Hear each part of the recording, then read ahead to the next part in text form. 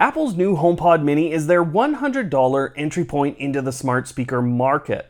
It employs a speaker set, acoustically transparent fabric, a number of wireless connectivity options for your smart home, microphones, and a number of Apple services, turning it all into a fully functioning smart speaker that you can use a ton of ways.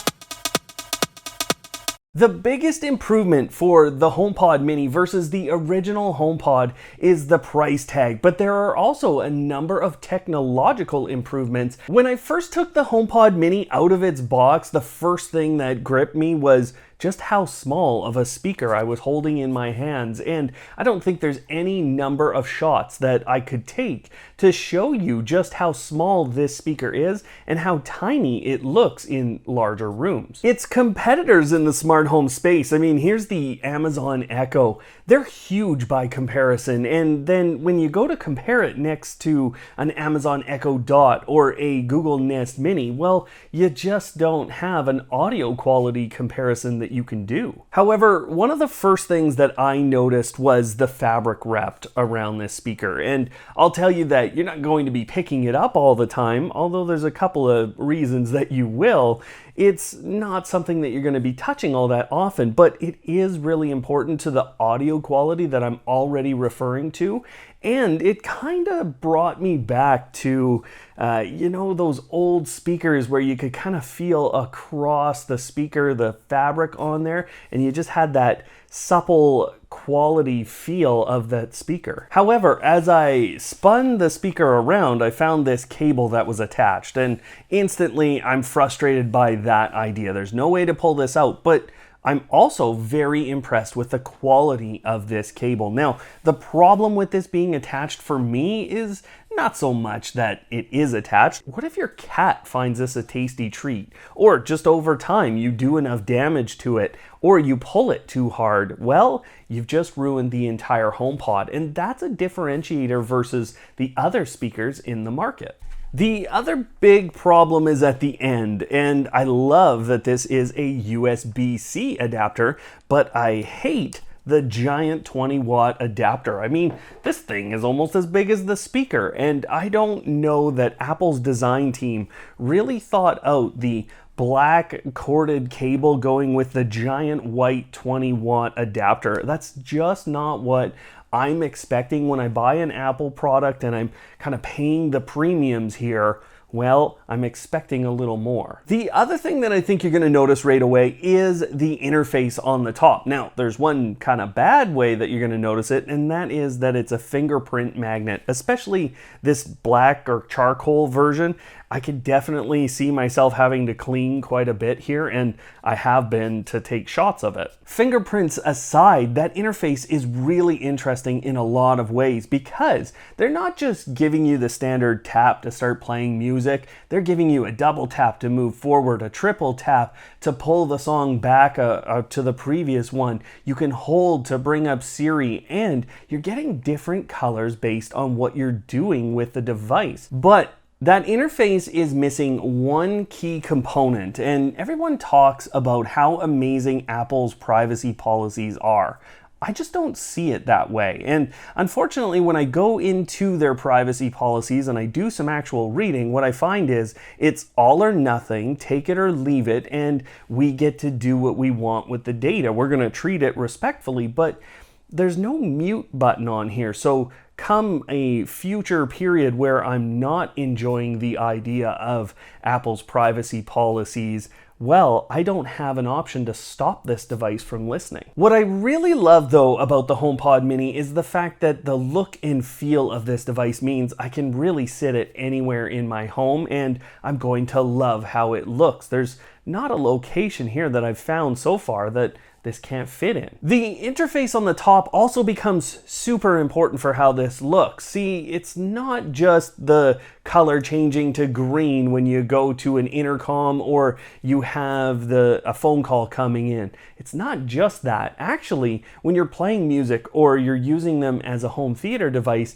the white cloud kind of feature there that they do, if you're in a dark room, it actually tones itself down. It actually gets less bright bright, and then it will brighten up again if you bring the lights back up, which is really a great way to make sure that this is going to fit and not be the center of attention. Unfortunately for me, the cable being attached like this, and just an extra want I have of the design teams here, has left me without the ability to utilize maybe the best feature of this speaker. See, the sound quality out of the HomePod Mini is second to none when we're comparing the $100 entries from Google and Amazon. It is clear and there is no distortion coming out of this speaker. We have a near perfect audio profile coming out of each one of these, and I'm not hearing distortion at any volume level. And what's more is the audio coming out of these is in 360 degrees, and that's amazing in terms of design from Apple's hardware team with their full range driver, their dual passive radiators, and their diffuser that comes out the bottom and just drives it out in every direction. So they've done an incredible job delivering audio for a full room scenario. But I can't use the full 360 degrees on this speaker because of the giant cable that's attached fully and the giant adapter that I completely hate and isn't even color matched with this one. So it's really driving me nuts that they gave me this great speaker. And yes, it absolutely helps when you have this great speaker in the corners of your home, but I want to take full advantage of Apple's design team here. I want to see a battery pack or the ability to put this in the middle of a room and just drive that great experience all evening long. Now, the other thing about the speaker is it's not very loud, and it's taking me about a 2-to-1 ratio to fill my entire home with audio when I compare it to the Amazon Echo or the Nest Audio. Both of those speakers are really a lot louder than either one of these, so you're kind of gonna double up if you head down this path.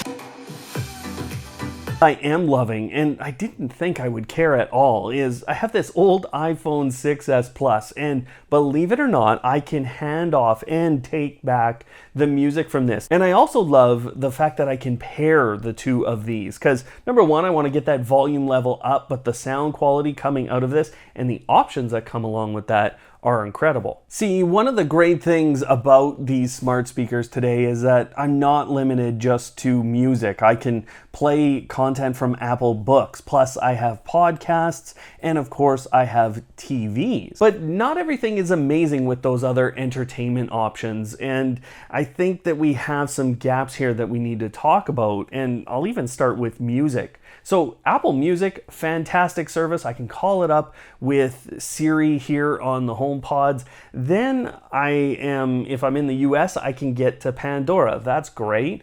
But after that, I don't have YouTube Music. I don't have Spotify. I don't have Amazon Music. And those are big omissions here as of today. Play Foo Fighters. Okay, here's Foo Fighters.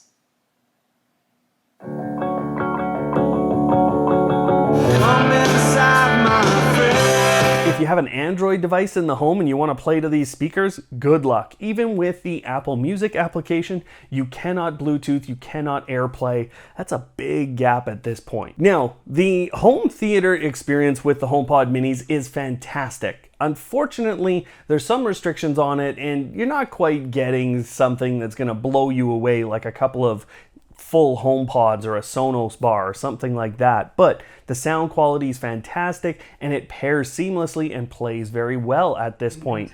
All the software issues that I used to find with Apple TV have been sorted out, or most of them. And the one issue is that everyone who went out and spent $100 plus on an Apple TV in the past can't use this option. You have to have a 4K version of Apple TV, and that starts to push me into a very expensive proposition when we're talking about a home theater setup with Apple.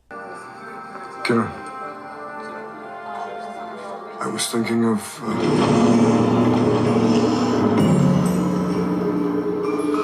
As soon as someone in your household has an Android device, these speakers are useless, and so is the entire Apple ecosystem. You either have to be all in or not in at all to get the most out of these. And an intercom is a great example. I told you about the applications with Apple Music not being able to play to these speakers.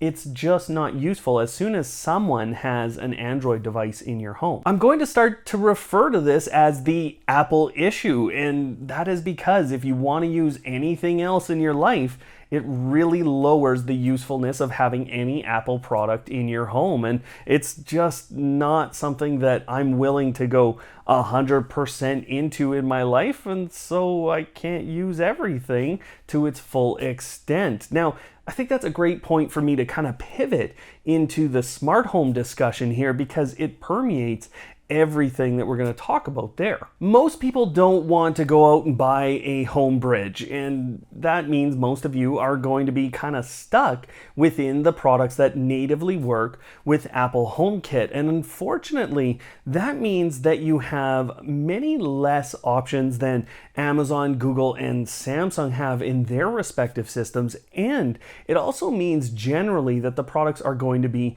more expensive. And this is just kind of a natural thing that's happened with Apple HomeKit. And I think for the third time, you should be hearing that there's a higher cost of ownership of going this way. Now, I focus heavily on smart home gear, and the reason for that is because I wanted to save you time, and that is one of the great things about HomeKit. It is either going to work immediately and it's going to work incredibly quickly, plus the setup processes are easy, and you have a really easy couple of taps on an iPad or an iPhone to create basic automation. So you get a lot of worth really quickly out of Apple HomeKit. It's also locally controlled, and this is a really powerful thing because it makes the control really fast and almost instantaneous. I mean, even with Siri, this is the fastest control of smart home products that I've seen from a voice assistant. But until that product list grows large enough that we have kind of a critical mass of products and we start to see the prices come down a little bit, this isn't something that I want to recommend to you just running out and doing everything HomeKit. And there's also more you're going to want out of HomeKit than the basic app gives you. And in order to not spend a fortune on some of those smart home products, you're going to end up doing a lot of extra work. So it looks really nice and shiny and it does a lot of great things. But when you start to get in deep and you want to do great things, it gets a little harder. And this is where I'm going to break out and talk about Thread, which we've seen all these reviews from people on YouTube talking about Thread. And listen, I've been talking about Thread for a couple of years now, how it's going to change the smart home market, and it absolutely is. But what we're seeing right now are people who go out and they got a couple of these from Apple, and they got a couple of bulbs or a couple of light strips from Nanoleaf. And it's really great that they went out and did this because Thread is fast, it's secure, and it's been added into HomeKit. So we're seeing this great performance out of those products. Thread is not going to be here for a long time. And if it is, we're not going to suddenly see 5,000 products arrive. So really what you have is a flash in the pan that's about to get replaced by something Apple is already working on with Amazon, Google, Samsung, and a ton of other huge companies called Chip. And when that comes along, that's where you're going to see the devices start to pour in and be available. And I don't know anything more about what they're going to do with this Thread hub in relation to Chip, but the one thing I can tell you is you're not going to see 5,000 Thread devices tomorrow. So it's great, but limited use. The other connectivity options that this speaker has, at first glance, it looks absolutely amazing. Let's talk about Bluetooth. What is the main use case for Bluetooth out there today? I'll give you guys a second. It's music. Where is the music connectivity capability here? No, we can't have that. We can only have AirPlay. Next is Wi-Fi. And at first, I really was concerned about the Wi-Fi connectivity option here. See, it's 802.11 N, and that means that it could be only 2.4 gigahertz connectivity, and that would be a real problem in this day and age. Our 2.4 wireless systems are already too full, too crowded, our neighbors are getting in our way, but the good news is this can connect through that 5 gigahertz. But you would call that Wi-Fi 4, and we're on Wi-Fi 6E at this point, so that's 5, 6, and 6E that we're missing. And while I haven't had any connectivity issues, and that's been great, like these have been really solid in my home, the problem that I'm starting to see for many of you is that, you have 50 or 60 devices on your Wi-Fi really quickly, and then you're struggling with everything maintaining their connections. And with not having the Wi-Fi 6 or even the 6E option here, this doesn't help in your home over the next few years, and I would have at least liked to see an 802.11 AC. Maybe the margin is really tight on these speakers and they couldn't afford Wi-Fi 6, and maybe that's because they've been putting all of this money into research and development of their voice assistant Siri. I have been watching Siri and monitoring progress here since the iPhone 4, and like many of you, I realize that there is a seriously checkered past here. But some of the improvements that have gone into this speaker in the last few years have been really impactful. In fact, it's so impactful that this speaker is now second only to the Google Assistant. And yes, Amazon Echo owners, that means you're third. And this is in actual research being done and actually in my tests as well. These general inquiries that you're making on a daily basis are going to be more successfully answered by Apple's voice assistant Siri at this point. So while those general inquiries and most of the things you're going to ask on a daily basis are working great on this, there's a couple things that I have found very frustrating, and this kind of goes to the way that both Google and Amazon are building their ecosystems. It's different than Apple, and really what I'm talking about here is the Apple issue again. See, they have been so closed with this platform that they don't have the Amazon Miss A skills or the Google Assistant actions to go and build out their functionality, their capability. And I'll give you a great example of this, and this is how Amazon and Google kind of make sure that their voice assistant provides you with the response you want more often, even if this is doing better at general inquiries. See, if you go and ask Amazon for directions to somewhere, or you ask them how long it's going to take to get somewhere, they might offer up the Uber skill to you and say, hey, do you want a ride? We can actually book that for you if you give us some more information. So they kind of infer what you're going to do, and this allows them to do more. But with the Apple issue in full display here, they don't have any of those skills or actions to go and draw from. But if you do remember way back when, Apple bought a company that had designed something called Workflow, and I loved Workflow when it first came out. That got turned into Shortcuts, and this is their option really for extending the capabilities of just this little HomePod Mini. You can actually call up those shortcuts and have them play, but really what's happening is it's running on your phone in a lot of cases, and you need your phone or your iPad around at that point because they're usually interacting with apps. With the price being $100 for an Apple product with an incredible speaker on it and all of these connectivity options, plus a pretty great voice assistant, it looks like an absolutely amazing purchase for you, especially if you love music. Unfortunately, the value of the HomePod Mini goes down for every Android device you own or every time you want to step outside of the Apple ecosystem. And as long as you're okay 100% being tied into this ecosystem, then go for it. This is definitely the best speaker that Apple has. Otherwise, what you're going to want to do is watch some of these comparison reviews of other products on the market. Otherwise, guys, thanks for watching today. And of course, don't hate, automate.